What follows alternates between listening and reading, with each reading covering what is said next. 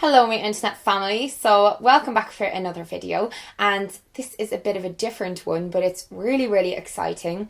I got to team up with one of my favourite brands ever, which you guys know, Roche Posay, and I got to interview an actual dermatologist.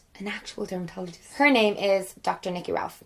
But yeah, so you guys may or may not know that I have shared a lot about my own personal journey and struggles with acne on my channel. Because I'm not an expert myself, I really wanted to ask Niki some of my most frequently asked questions from YouTube and also some direct questions for her from you guys on Twitter. Seeing a dermatologist can be really difficult for a lot of people, especially if they're younger, because it's expensive and there can be really long waiting lists as well. So I really hope you guys enjoy this video. It's packed with really valuable information, and I'm just really grateful that I got to do this interview with La Roche Posay and share it with you guys. So roll on the video.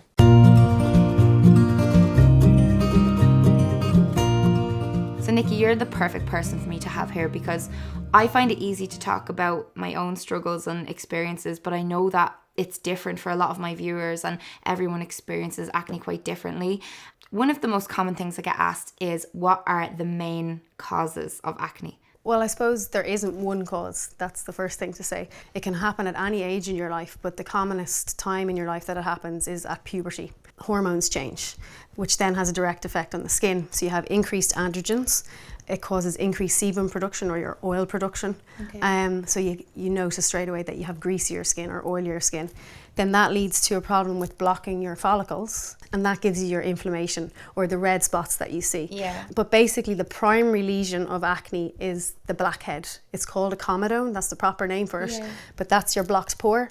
Then you get your bacteria on top of that, which leads to your white spot, which is a collection of your dead skin cells essentially. They can't be shed properly from your follicles, and that's your blocked pore, and then you end up with your pus bump or your red bump, which are the spots that you see. Okay, and then so is that why they often say like various lifestyle factors will cause acne? It's actually because it's affecting your hormones in the first place. For some people, they're just going to get acne. It doesn't matter what they do in their lifestyle. There are things that you can change in your lifestyle that can help, but if you have severe acne, you have severe acne. That happens in teenage years. You can't change that. Okay. And with time, they tend to level themselves out, but not for everyone. So some people then go on into their 20s and 30s and they may still have acne. But for the majority of people, it's the teenage years that are the most problematic years. And I guess another one that I'm always constantly asked is how common is acne, because I think people do feel very isolated and alone in it, and like you would know the actual statistics of this. So roughly 80 to 85% of teenagers at some point in their teenage years, which they roughly categorise between 13 and 18, would suffer with acne. And about 30% of those teenagers would have sufficient enough acne to warrant medical treatment. So that's quite a big proportion of them. That's substantial. It's more common to have it than to not have it. Exactly. On that subject, I'd love to talk a bit about the psychological side of having acne, because I feel like that's something that's not talked about. Sometimes, people don't actually tell me, they just come in and say, I want treatment for my acne, but you almost have to build up a relationship with them before you find out how much of an impact it's having on their self-esteem, their self-image, things like that. Sometimes you can tell the minute they walk in the door because they've styled their hair in such a way that they've grown it across their face, or sometimes they make absolutely no eye contact until I sometimes put them on treatment, and then with months into it, they walk in the door and their head is held high, and then you know that the treatment is working and it's had a huge impact then on their self-image. Something I think a lot of people are afraid of when they have acne is adding moisture to their already oily skin. So is there a particular reason why it's really important to use moisturizers and serums and stuff when your skin is acne prone? Yeah, so I suppose when you have acne, you tend to wash your face, sometimes a little bit too frequently for people, because you think if you just keep washing and get rid of all that oil. But it's still important that before you go to bedtime, you would wash your face. Then you're essentially getting rid of that oil and drying things out a little bit. So it is important that you would then use a moisturizer to replace the moisture that you've washed away, essentially. It's also important not to overwash, as I said, because your body will then be stimulated to produce more oil. So if you use products that are a little bit too harsh, too much alcohol contained in them, things like that, then that stimulates your sebum production or your oil production. So you have to be a little bit careful with that. There are tried and tested products on the market. So the Roche Posay Effaclar range, Effaclar Duo specifically, is not just available to be used in conjunction with other acne treatments. You can actually use it as a moisturizer, and it will provide a nice base for your makeup if you then want to wear makeup on top of it. I've used that for 2 years actually, and I didn't realize it could be used as a moisturizer at first, but it is so moisturizing, and it's also really gentle and it doesn't make your skin look really oily. So yeah, no, it's what I would recommend for my patients who have mild to moderate acne, or even some of my patients who are on stronger medications which need to come and see a dermatologist every month. But then after their treatment as well, when they're finished their acne treatment, I would still recommend the Effaclar range as almost a prevention and maintenance afterwards.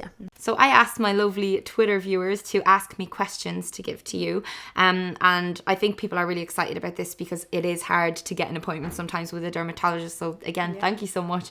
So just Annabelle asked how to deal with teenage combination skin. So I'm assuming she means where you have oily, maybe T-zone, dry cheeks and stuff, and I definitely experienced that myself. It's a difficult one because most people have combination skin, and the T-zone is the commonest area. You've more glands there, so you're going to produce more sebum or more oil. You still need your normal cleansing regime.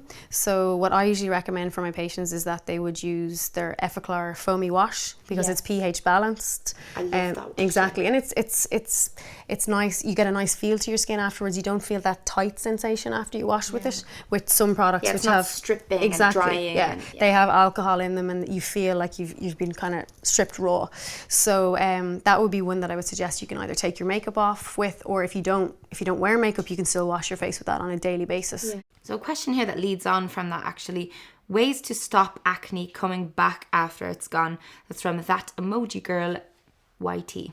Sometimes when people are prescribed a medication, they think, oh, the medication is going to do everything, and then once I take it, I can stop everything I'll never else. get it again. And I think then they let their cleansing regimen maybe fall to the wayside, and it then becomes another vicious cycle again. So I think it's important to always maintain your cleansing regimen, and even when you're finished your course of treatment, whatever that medication may be, I think it's still important to use treatments after that. Finally, and this is something that is just like everyone wants to know this, from Anna Sedulaz 10. I'm so sorry if I pronounced it wrong.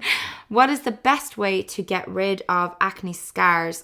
So I suppose sometimes we confuse scars with pigmentation. So just to kind of divide them into two. Guilty. So everyone gets pigmentation. So if you have a spot, it's going to leave you with a mark, but it doesn't mean it's a scar. It doesn't mean it's permanent. So to be reassured that will go, but sometimes it just takes time. And what about the actual indented scars or pit scars? The most important thing is that you calm your acne down and almost switch it off before you start going down the road of laser or other options, because you can do that while you have acne, but if you still have active acne, you still get more. But what I would suggest is that you wait for a little while when you think your acne is fully settled, and then maybe 6 months down the line, you could look into the options of laser, or there's some surgical options. So both Nikki and I a few times referenced the importance of having a consistent skincare routine for acne prone skin, and we talked about a range of products that both of us have our own individual experience with. It's the Roche Posay Effaclar range. So that was including the Effaclar Gel Wash and also the Effaclar Duo Plus Moisturizer, which is a corrective moisturizer. And it's also used by a lot of girls as a makeup base. So in the morning, they'll apply this after cleansing their skin and before putting on their makeup, and it sits nice. It's an anti-marks corrective unclogging product. But why do you recommend this so much to your patients? The lovely thing about this product is that it has ingredients in it that hydrates your skin, that allows your skin cells to actually work more efficiently. Your makeup will then sit nicely on it. So people can use it without contributing to more spots. Yeah, and I like the fact that it's not heavily perfumed, and it doesn't feel like there's this layer of stuff on your face. It kind of mattifies your face even though it's also moisturizing it, which is why I love this. And they actually sell this in kits. This is actually available in like pharmacies and drugstores, so it's quite affordable, and buying it in the kit helps you to save money with it. And then you get a toner in there as well, which you use. So it's nice to get into a 3-step routine. It's so hard to get into a routine, but once you're in it and build a habit of it, it just becomes like a normal part of your day. Exactly. So Niki, thank you so much for coming today. I feel like you've given my viewers a lot of really valuable information. And guys, if you have any questions that we didn't kind of specifically address here, just leave it in a comment down below. I'd really love to read through them, and I can pass on some more questions to Niki. She'd be very happy to answer them for you. And I'll see you again in another video.